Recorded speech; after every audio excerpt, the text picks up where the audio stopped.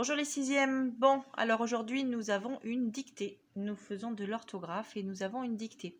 Alors les autres fois je vous ai donné des dictées sur le Becherel en ligne. Et bien là ici on va la faire ensemble aujourd'hui. Alors on va procéder comme en classe. Je vais vous lire une première fois le texte. Vous êtes très attentifs. Vous écoutez bien évidemment le sens de ce texte. Vous faites aussi attention au temps utilisé dans ce texte. Puis ensuite, je passerai à la dictée en elle-même. Donc en classe, je fais attention à chacun d'entre vous. Là, je ne pourrai pas le faire. Je vais dicter phrase par phrase et je redirai chaque phrase 3 fois. Si c'est trop rapide pour vous, vous faites pause, bien évidemment, dans la vidéo. Bien, vous pensez comme en classe à sauter une ligne à chaque fois. Vous pouvez faire votre dictée sur votre cahier à la partie langue. Alors, je vous mets au tableau 3 noms propres que nous allons avoir dans ce texte. Alkinos, nous l'avons vu, hein, c'est le roi des Phéaciens. Athéna, la déesse. Et puis un Phéacien, une Phéacienne. Je vous laisse ces textes-là, ces mots-là au tableau. Je passe à la première lecture. Soyez attentifs. Le palais du roi Alkinos. Dans la cour ombragée, de grandes et belles statues d'or étaient alignées jusqu'à l'entrée intérieure. Les murs étaient décorés de toiles magnifiques que les femmes avaient tissées. Athéna avait accordé aux Phéaciennes le don de réaliser des ouvrages splendides et originaux. Au-delà de la cour carrée, on trouvait un grand jardin entouré par une haie fleurie. Là croissaient d'immenses arbres qui produisaient de douces et délicieuses figues. Attention, je vais maintenant procéder à la dictée. Le titre. Palais du roi Alkinos. Palais du roi Alkinos. Vous sautez une ligne. Nous commençons. Dans la cour ombragée, virgule, de grandes et belles statues d'or étaient alignées jusqu'à l'entrée intérieure. Point. Dans la cour ombragée, virgule, de grandes et belles statues d'or étaient alignées jusqu'à l'entrée intérieure. Point. Dans la cour ombragée, virgule, de grandes et belles statues d'or étaient alignées jusqu'à l'entrée intérieure. Point. Les murs étaient décorés de toiles magnifiques que les femmes avaient tissées. Point. Les murs étaient décorés de toiles magnifiques que les femmes avaient tissées. Point.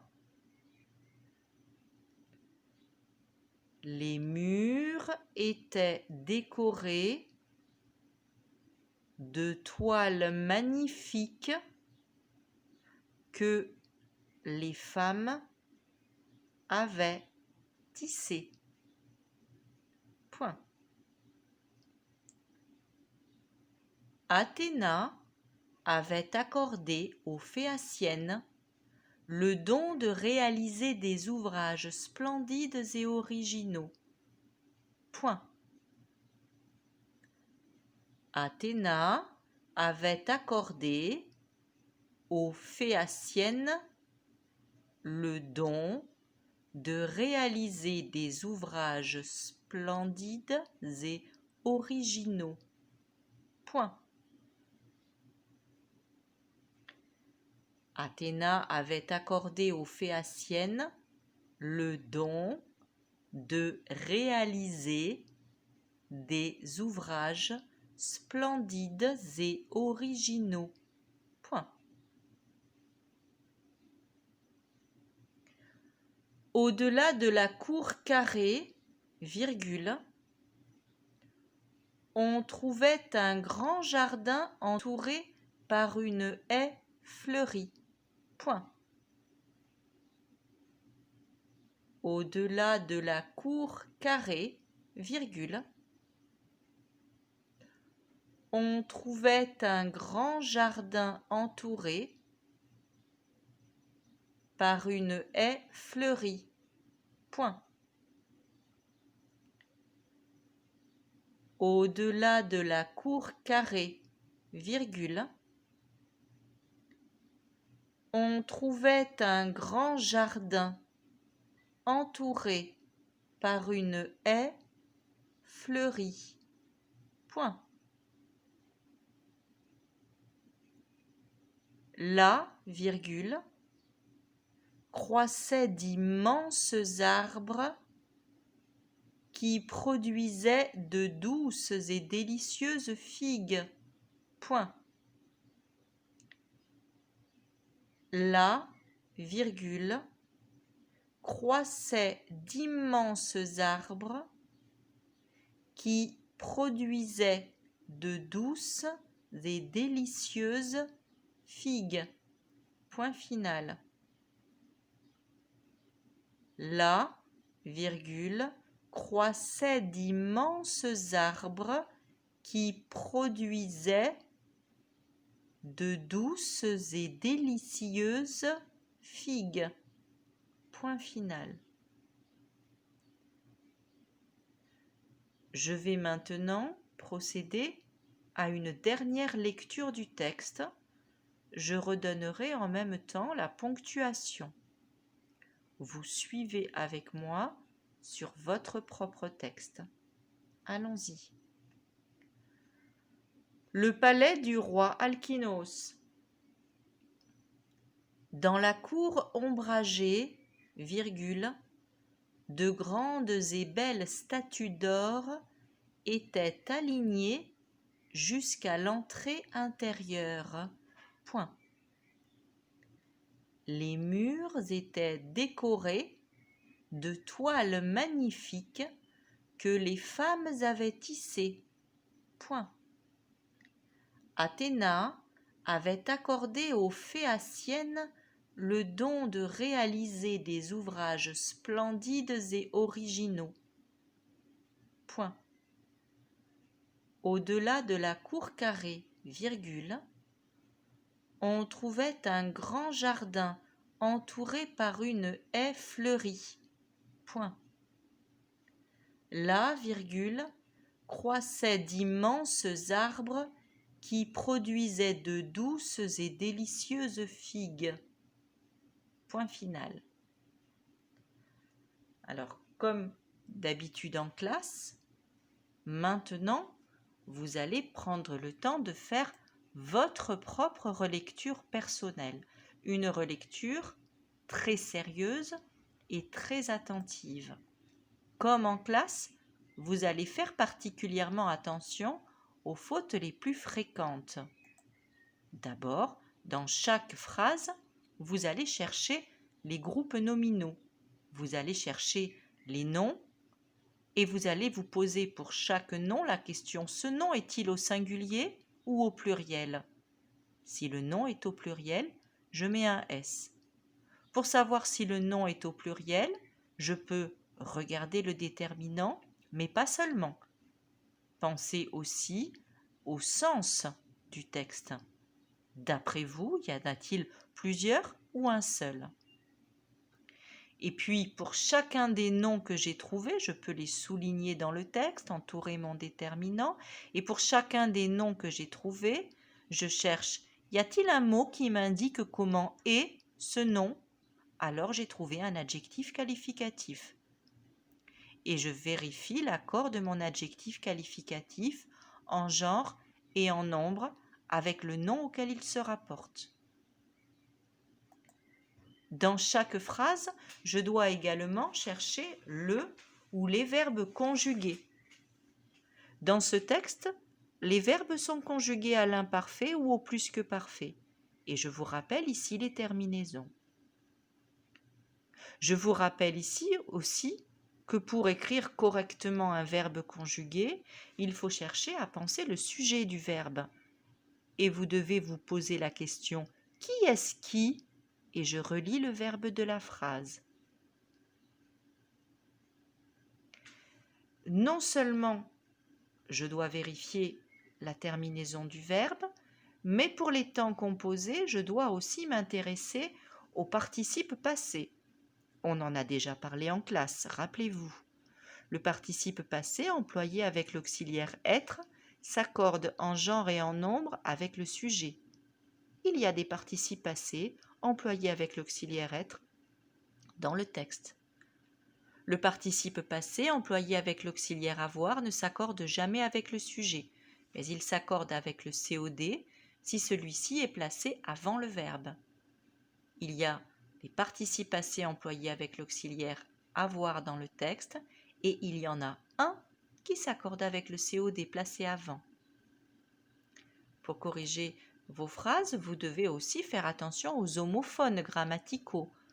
Nous en avons vu plusieurs dans des leçons cette année. Dans ce texte, il y a les A, les E, les LA. Faites attention, réfléchissez, quel est le truc, l'astuce que l'on utilise pour reconnaître l'homophone grammatical qu'il faut dans le texte. Voilà, donc vous refaites votre relecture personnelle, vous faites pause dans ma vidéo, puis lorsque vous avez fait votre relecture personnelle, vous revenez me voir, vous rallumez la vidéo et je vous mettrai la correction.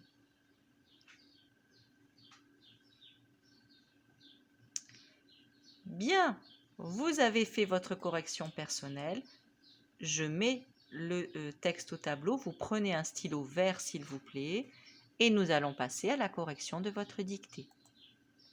Voilà, le texte est au tableau. Alors, comme nous le faisons en classe, j'ai mis en rouge les noms et leurs déterminants, en rose les adjectifs et les participes passés employés comme adjectifs, en violet les verbes conjugués et en bleu les participes passés. Et puis j'ai mis aussi en vert les pronoms et en vert très clair les homophones grammaticaux. Vous êtes attentifs? Première phrase. Je cherche d'abord les noms. La cour, c'est un nom au singulier, déterminant féminin, pas de difficulté. Attention, la cour, elle est ombragée, c'est-à-dire qu'il y a de l'ombre qui est fort agréable dans les pays chauds comme la Grèce. La cour est ombragée. Ombragé est un participe passé employé comme un adjectif ici, s'accorde en genre et en nombre, féminin singulier et avec la cour. Des statues d'or, ok. Des statues d'or, attention au déterminant de, c'est le déterminant des, déterminant article indéfini, qui se transforme en de lorsqu'il est devant des adjectifs. Nous l'avons déjà rencontré. Le nom statue est au pluriel, c'est un nom féminin au pluriel. Il est ici enrichi par deux adjectifs qualificatifs au féminin pluriel, grandes et belles. Dans cette phrase, il y a un dernier nom ici, l'entrée, c'est un nom féminin, il est ici au singulier, il est complété lui aussi par un adjectif qualificatif intérieur au féminin, bien sûr. Toujours dans cette phrase, on cherche le verbe conjugué était aligné. On a ici l'auxiliaire être qui est à l'imparfait. Je l'accorde avec le sujet. Qu'est-ce qui était aligné? De grandes et belles statues d'or. Elles étaient alignées. Elles, au pluriel, bien sûr. A-I-E-N-T. Mon participe passé est employé avec l'auxiliaire être. Il s'accorde donc avec le sujet. Le groupe nominal a le nom noyau statue, féminin pluriel, aligné, EES. Attention, nous remarquons dans cette phrase également deux homophones grammaticaux dans la cour ombragée de grande et puis belle statue. Il s'agit ici de la conjonction de coordination et ici, le A avec un accent, on ne peut pas le remplacer par avait, on ne peut pas dire jusqu'avait l'entrée interdite. Il s'agit de la préposition A avec un accent. Phrase suivante. Vous comptez le nombre de fautes, s'il vous plaît, que vous faites. Vous le notez dans la marge. Les murs étaient décorés de toiles magnifiques que les femmes avaient tissées. De même, je cherche les groupes nominaux, les murs, groupe nominal au pluriel ici, le nom est au pluriel. Je n'oublie pas de mettre un S. Il n'y a pas d'adjectif qualificatif. De toile magnifique, le nom toile, si il y a des toiles sur le mur, sinon on aurait dit il était décoré d'une toile, d'accord. Le de ici est un mélange décoré de l'étoile, d'accord. Des toiles, donc ici, de toile magnifique. Magnifique est un adjectif qui s'accorde avec toile, féminin, pluriel. Les femmes, nom au pluriel, S bien sûr. Je cherche ensuite les verbes conjugués. Était décoré. Qu'est-ce qui était décoré? Les murs. Étaient et donc au pluriel, troisième personne. Ils étaient décorés. A-I-E-N-T.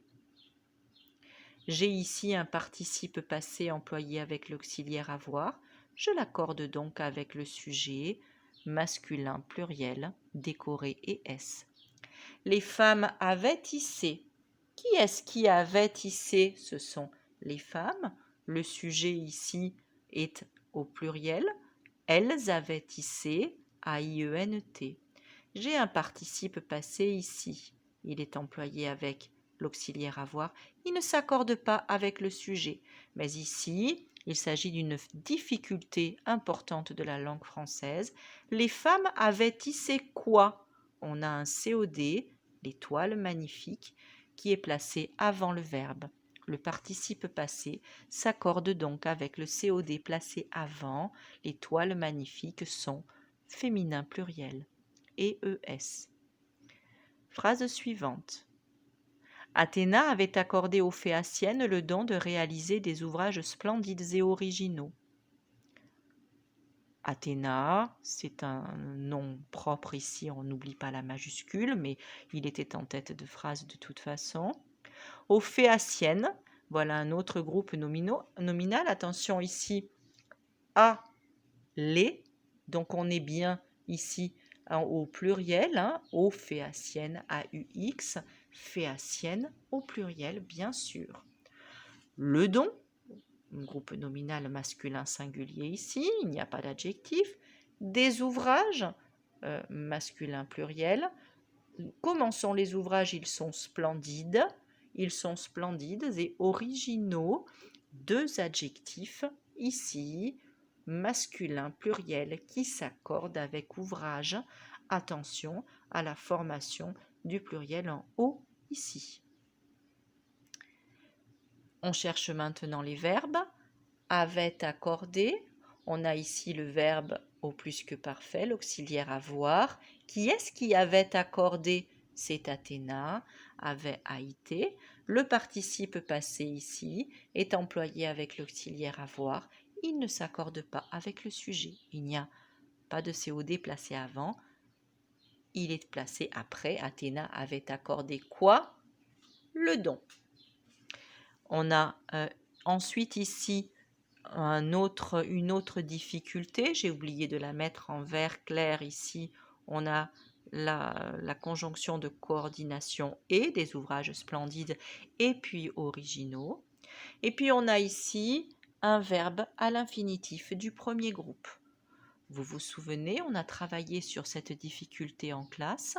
Lorsque l'on entend « et » à la fin d'un verbe, il faut se poser la question, est-ce qu'il s'agit d'un participe passé ou est-ce qu'il s'agit d'un verbe à l'infinitif? Est-ce que j'écris « et » ou « er » Pour cela, nous avons notre verbe compagnon.